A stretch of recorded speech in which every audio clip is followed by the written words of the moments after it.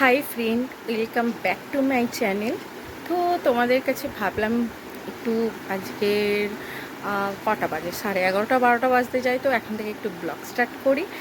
আর তো রান্না তো চলছে। আজকের মা জামাই ষষ্ঠীর জন্য তার জামাইকে বলতে এসছে, ডাকতে এসছে। তো রান্না করতে করতে এতটাই গরম যে পাখার সামনে একটু না এসে বসলেই হয় না, এতটা গরম লাগছে। তো আজকে কি করছি, কি রান্না করছি, আর বিকেলটা কেমনভাবে, সারাদিনটা কেমন করে কাটাবো, সেটাই তোমাদের সঙ্গে শেয়ার করব। দেখতে থাকুন। এখানে হচ্ছে যে পটল, আলু, চিংড়ি মাছ, আর হচ্ছে যে কি ছিল জানো, কুঁদরি দিয়ে একটা সবজি হয়েছে, ভাত হয়ে গেছে। আর এখানে চিকেনের আলু লাল লাল করে ভাজা হচ্ছে। আর এখানে চিকেনটাকে আমি হচ্ছে যে লেবু দিয়ে মাখিয়ে রেখে দিয়েছি। তো বন্ধুরা, কড়াইতে আগে থেকে আলু ভাজার একটু তেল ছিল, আর এখন একটু সরষের তেল অ্যাড করছি।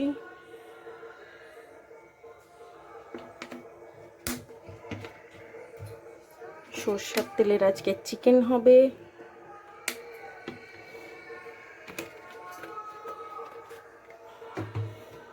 বন্ধুরা, তেল গরম হয়ে গেছে, তেলে যে চিনিও দিয়েছিলাম, এবার পেঁয়াজ দিয়ে দিচ্ছি।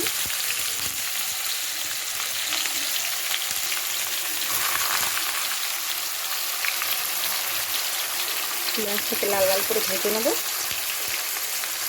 বন্ধুরা, খুবই ভুলে গেছিলাম যে আমি ফোড়ন দিই তেজপাতা, শুকনো লঙ্কা, সেটা দিতেই ভুলে গেছিলাম। তারপরে পেঁয়াজের ওপরে দিয়ে দিয়েছি আর একটু লবণ দিয়ে দিয়েছি, যাতে তাড়াতাড়ি করে পেঁয়াজটা ভাজা হয়ে যায়।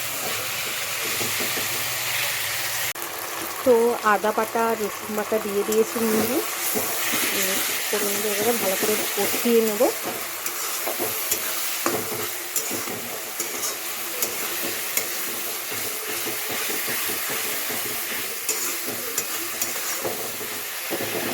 তো মশলাটা ভালো করে কষানো হোক।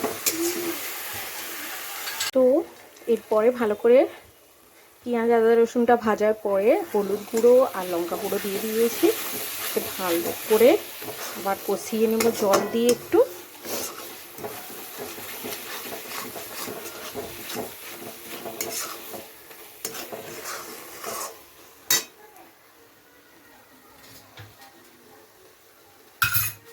মশলা বাটার যে একটু জল ছিল সেটা অল্প পরিমাণ দিয়ে দিচ্ছি, দিয়ে ভালো করে নেড়ে নেব।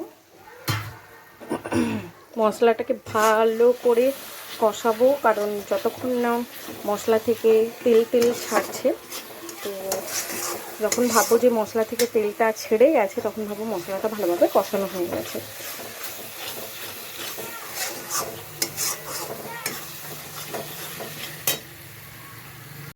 ফাইনালি বন্ধুরা, চিকেন দিয়ে দিয়েছি, দেখো কি সুন্দর লাগছে।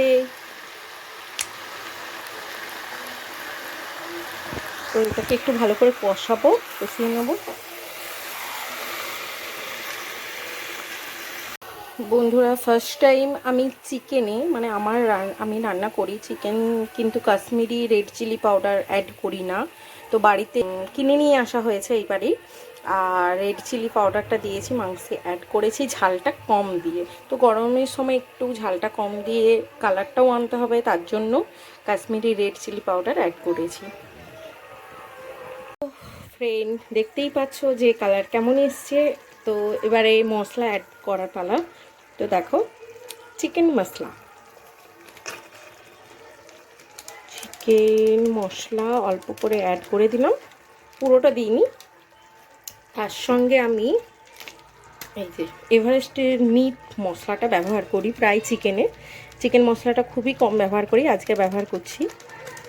এটাও একটু পরিমাণে দিয়ে দিচ্ছি। যে মশলা পরিমাণে প্রচুর দিলেই যে টেস্ট আসবে তা নয়। এখন নাড়াচাড়ার পরে ভেজে রাখা আলুটা অ্যাড করে দিয়েছি। তো এটাকে ভালো করে কষিয়ে নেওয়ার পরে, কিছুক্ষণ কষানোর পরে জল দিয়ে দেব। তো কিছুক্ষণ ঢাকা রেখে ওটা মাংসটা একটু কষানো ভাব হোক, আর একটু ফ্যানের হাওয়া খেতে চলেছি। দেখুন কি পরিমাণে ঘামছি। তো গরমের সময় তো ঘামাটা স্বাভাবিক জিনিস, তো খুব গরম লাগছে, আর তাই জন্য একটু হাওয়া খেতে চলে এলাম। আর মাংসটা ওইদিকে হালকা ভাপানোও হচ্ছে, মানে কষা হচ্ছে, তারপরে জল ঢালবো। তো খুব ভালো লাগছে, আজকের মা এসছে। আর মা সাধারণত মানে আসে চলে যায়, সেরকম থাকে না। তো আজকের বললাম যে তুমি কয়েক ঘন্টার জন্যই প্রায় আসে। তো তো কথা বলতে বলতে এই যে আরাধ্যা রানী চলে এসছে। এরার কাজ কি, সারা দিন জল ঘেটে চলেছে। তো যাই হোক, মা এসছে, ভালো লাগছে। মানে দুপুরবেলা খাওয়া দাওয়া করবে, বিকেলে একটুক্ষণ থেকে তারপর চলে যাবে। এই যে আরাধ্যা রানী। স্নানটা কখন হবে? ভালো লাগে না। স্নান করতে ভালো লাগে না? ছি ছি ছি ছি, গরমের দিনে যে মেয়ে স্নান করে না তাকে গ্যাংসা বলে, গ্যাংসা।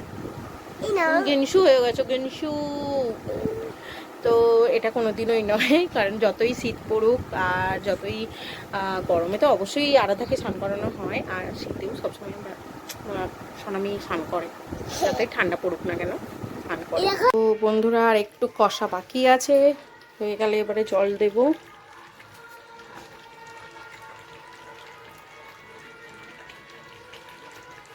তো রান্নাবান্না শেষের পরে এই যে খেতে বসে গেছি সবাই মিলে।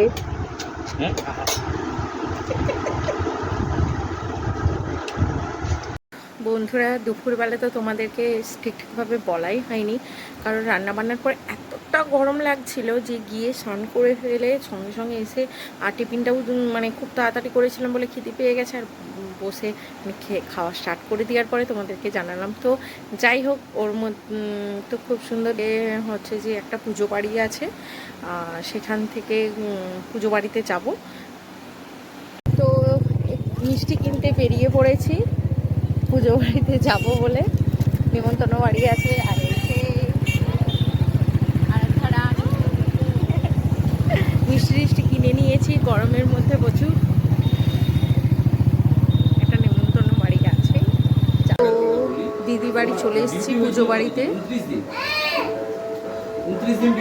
আর এই যে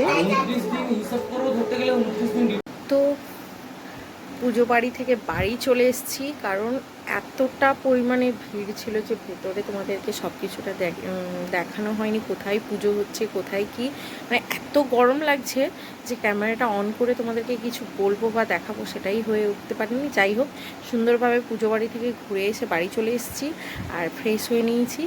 তো যদি পুরো ভিডিওটা তোমাদের ভালো লেগে থাকে অবশ্যই লাইক, শেয়ার, কমেন্ট এবং সাবস্ক্রাইব করবে। বাই বাই বন্ধুরা।